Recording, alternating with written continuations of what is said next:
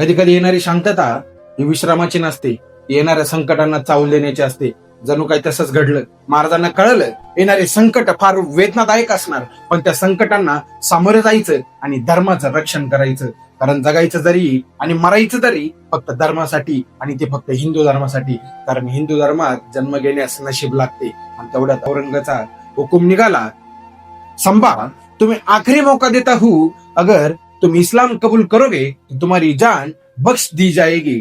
परंतु महाराज म्हणताय, अरे जा, तुझ्यासाठी किती आले आणि किती गेले, परंतु आम्ही आमचा धर्म सोडणार नाही. करून करून काय करणार तू? आमचा देह मोडणार, परंतु आमचा आत्मा तू मोडू शकत नाही. महाराजांचं वाक्य होतं ते. शेवटपर्यंत लढत राहिले. महाराजांना वेदना देण्यास चालू झाले. इतक्या दिवस महाराज फक्त कैदीत होते.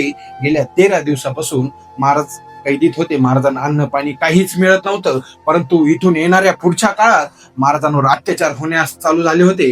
कारण महाराजांना आता छावणीतून बाहेर आणलं होतं आणि अत्याचाराला सुरुवात झाली होती.